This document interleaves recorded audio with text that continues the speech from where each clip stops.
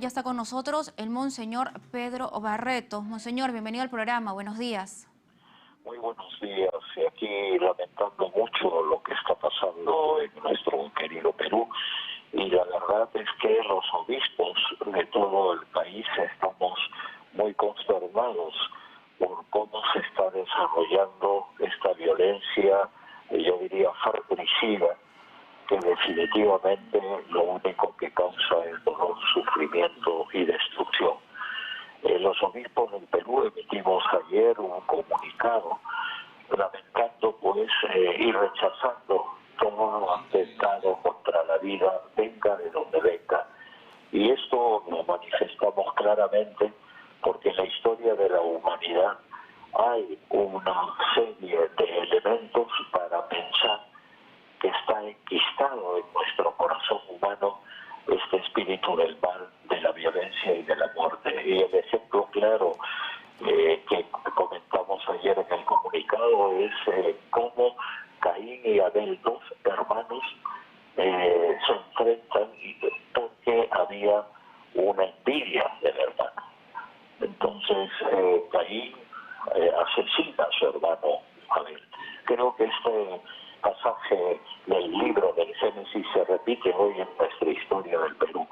Por eso la invocación es no solamente al diálogo, sino a responder de manera urgente a este proceso de investigación para determinar quiénes han sido los causantes de la muerte y que el Poder Judicial sancione a los responsables. Pero al mismo tiempo el Poder Ejecutivo tiene que responder a las necesidades más urgentes de nuestro país de manera inmediata, como es, por ejemplo, la cuestión de la anemia que ha crecido por diversas razones en nuestro país y son los más pobres que están sufriendo estas consecuencias. Igualmente al Poder Legislativo para que esté a la altura y el nivel que le exige históricamente hoy para resolver los problemas que estamos viviendo. Monseñor, sin duda las muertes nos duelen, ¿no? Las muertes de civiles, los heridos y también, claro, de los policías. Pero aquí hay un largo camino que recorrer y es un largo camino de la reconciliación y esta escalada de violencia continúa acentuándose con los días y da la sensación de que estamos en un punto de no retorno. Entonces, ¿cómo reconciliarnos? Sí, efectivamente es una espiral de violencia, una espiral que gira a pasos agigantados y esa espiral se combate simplemente con una actitud de paz, pero con acciones y acciones concretas. Por ejemplo, respecto a la situación de las demandas, hay justas demandas en nuestro país, unas demandas insatisfechas históricamente, pero hay cosas que no se pueden resolver de la noche a la mañana, necesitan tiempo, pero el hambre es para hoy. Y yo diría que aquí toda la sociedad civil, el Poder Ejecutivo, Poder Legislativo, tiene que aunar esfuerzos para combatir la anemia y el mal que hay, que es la falta de alimentación, también la falta de trabajo, la angustia económica. Yo creo que la gran mayoría del Perú no está de acuerdo con la violencia, que es destrucción de vidas y destrucción de la propiedad privada o pública. En ese sentido, creo que todos tenemos que unir esfuerzos para erradicar todo signo de violencia de inmediato. Y todos tenemos que sumarnos, Monseñor, desde el lugar que nos toca, ¿no? En el caso de las autoridades, con políticas claras que puedan satisfacer y resolver las necesidades de los ciudadanos. Muchas veces necesidades postergadas de muchísimos años, necesidades que no han sido atendidas, pero también gobiernos subnacionales, estoy hablando de gobernadores regionales, alcaldes provinciales, alcaldes distritales, que conocen de primera mano cuál es la necesidad de sus vecinos y cómo atenderlos. Entonces, estamos hablando de diálogo y ya había anunciado el premier que el día de hoy una comitiva va a viajar a Puno para establecer diálogo, pero el día de ayer también el ministro del Interior había dicho que ellos buscan diálogo, pero no tienen con quién conversar, porque la otra parte no quiere reunirse. Entonces, alguien tiene que ceder. ¿Y cuál debería ser el accionar también en ese aspecto de los gobernadores y los alcaldes? Mire, en primer lugar tenemos que tener paciencia y creo que hay que invocar a eso, ¿no? La paciencia, pero al mismo tiempo la firmeza para buscar la verdad. Yo creo que antes del diálogo, propiciar el diálogo, tiene que haber signos muy claros de los poderes del Estado y de la misma sociedad de resolver, como ya indiqué, los problemas inmediatos de la población. Una gran mayoría está esperando acciones concretas, inmediatas, que se pueden realizar para poder combatir el hambre, la falta de trabajo y que definitivamente propicie un espacio amplio para el diálogo, pero hay que actuar y actuar de manera positiva y no responder a la violencia con violencia.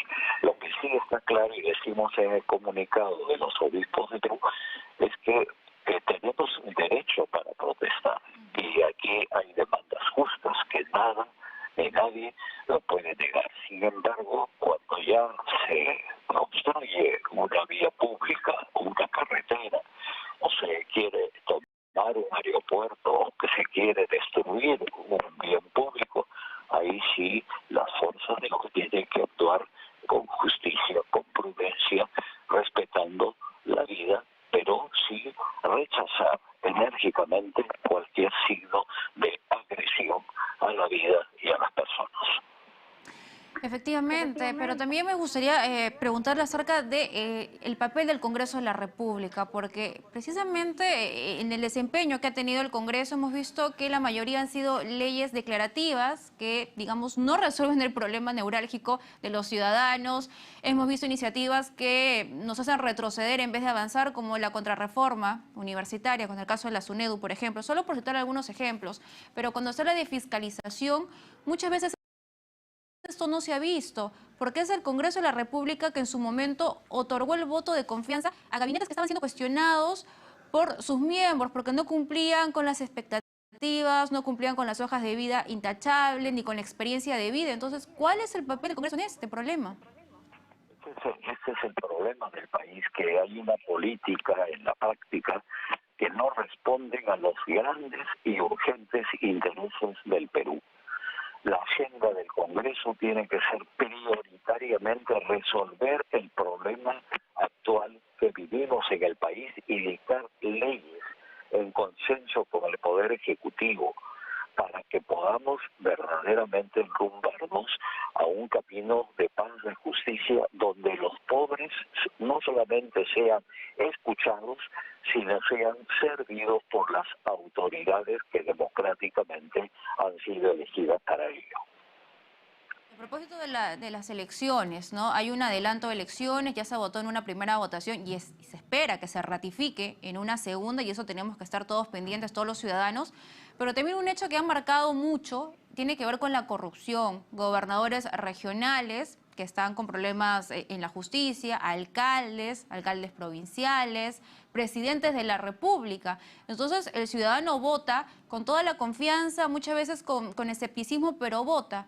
Y luego esa autoridad termina de alguna forma traicionándolos porque no cumplió con las expectativas ni con las esperanzas que ellos habían depositado. Entonces, ¿cómo hacer que el ciudadano recobre esa confianza?